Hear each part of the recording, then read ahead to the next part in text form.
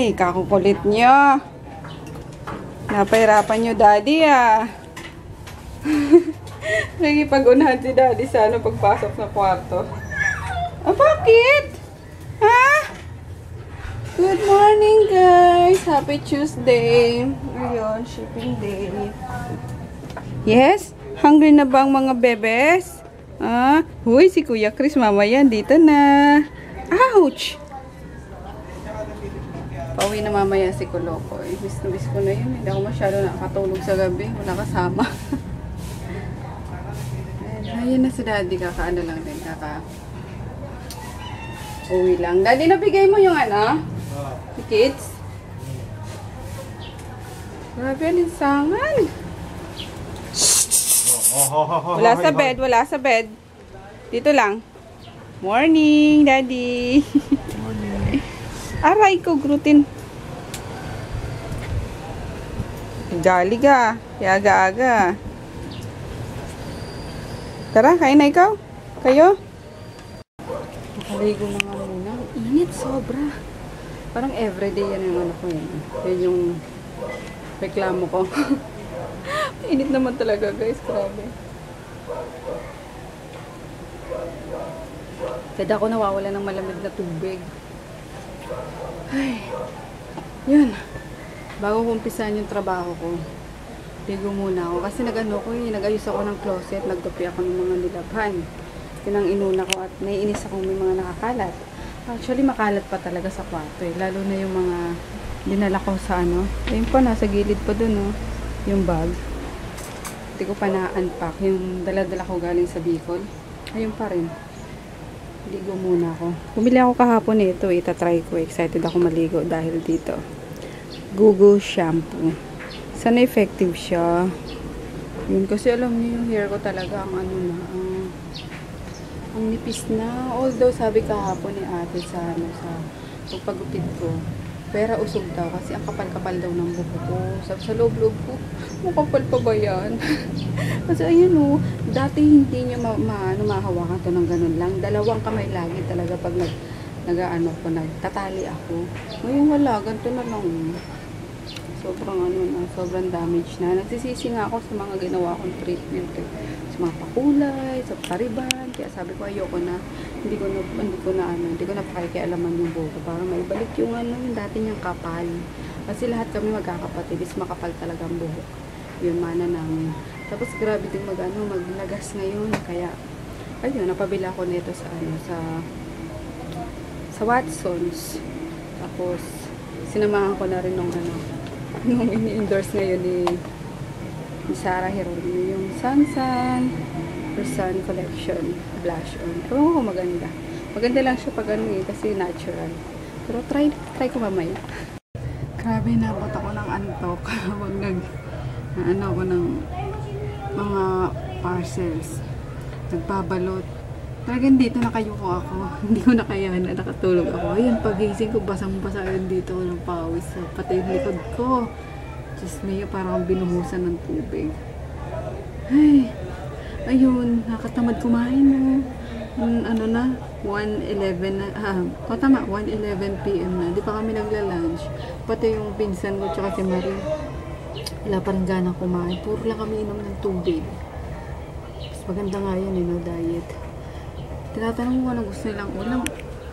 Bahala daw ako. Ayun. Mamaya na siguro. Basta inom lang kami ng inom. Tsaka may tinapay naman sa taas eh. Yung inalmusal namin. Yun lang muna siguro. Nakakaantok ang init. Or lang. Maaga lang akong gumising. 4:30 kasi ako gumising. 4:30 kasi ako gumising. Kaya yung parang inantok ako. Tapos naligo na ako. Kaya medyo inantok. Pati nga mga aso, puro tulog lang ginawa. Bahala na guys kung anong maisipan namin kainin. Siguro pabili na lang ako sa kanila sa or pa-deliver na lang ako ng chicken. Or undox. Mga ganon. Mas mabilis, hindi na ako magluluto. Kasi napakainit talaga. Ang hirap magluto. Yung singaw pa sa mukha mo. Ayun. Ayun, waiting for pick up na lang din ako. Ang dami kong pending. Hindi pa dumadating yung ano, yung stocks ko ng ano, ng 4 strips. Limlim mo, ulan. Yes! Sa wakas naman. Yun. Lumamig-lamig din yung panahon. Thank you, Lord. Sana ganyan lang, wag naman masyadong malakas. Ayun, na-pick up na rin yung ano guys, mga parcels for today. Edit ko na yung ano, yung sa cooking channel. Kasi pinost ko, sabi ko, ngayon dapat yung ano yun, ma-upload ko. Hindi ko pa na-edit. Yun, mag-edit na ako. Pero ang sarap matulog. Ganun ba yan? Na-edit muna ako bago ako humilata. Maga ako nagluluto ng hapunan at hindi nga kami nagtanghalian. Yun, galing na akong talipa pa kasama ko yung pinsan ko. As usual, hindi naman ako mapag-vlog. Nakakalimutan. Ayun, bumili ako ng tulingan. Ayan ako, gagataan namin. Ayan, inan ako na siya. Inadobo ko muna siya sa suka.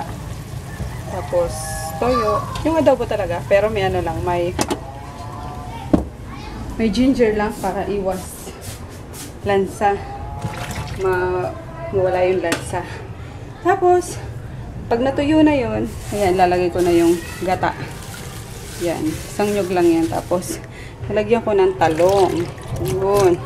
Tapos, kay Froggy, kasi hindi siya kumakain ng fish. Bihira lang sa fish ang kinakain niya. Yun, binilang ko siya ng manok. Piprito ko. Yan, 3 drumstick lang. Tapos, sa doggies, ano ba sa doggies? Ito. Upo, igigisa ko din sa chicken breast. Yun ang aming ulam for tonight. Yung dalawa nandun sa ano, sa itaas ni Papa Presko. Si Presko daw dun eh. Dito sa home pakainin yung mga rabbit. Late lunch. Alas 4:30 na lunch pa lang.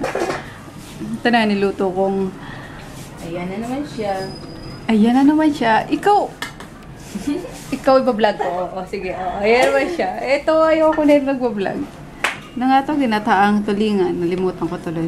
Dami sili, pero kulang pa daw yun, sabi ni Sharina Tot. Kay Daddy, fried chicken, tapos upo. Kain tayo. It's more fun the Philippines. Ayun, nakapasok na si Daddy. Ako na naman mag-isa rito. Hindi pa pala uuwi sila. Sila Kolokoy. Akala ko kanina yung ano nila.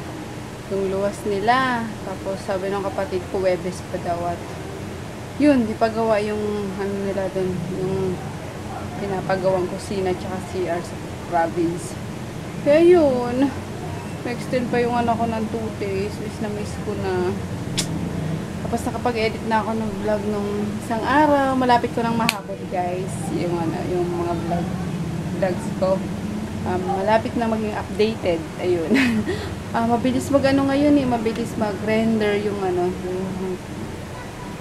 Vegas Pro. Tapos mabilis din yung upload. Kaya yun. Kaso ang problema naman is antukin ako or padala akong mainip. Ayun, habang hindi eh. Talagang antukin ako, ganon.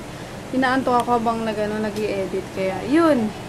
Imbis na makarami ako ngayon ng edit, ito, matutulog muna ako. Mag-a-alarm na lang ako kasi yung isa uploaded na tapos may isa ako nire-render. Ayun, wala nga 1 hour yan, render na yan eh. Pero bahala na. Tapos bumili ako na ito kahapon pala yung pang sa buhok.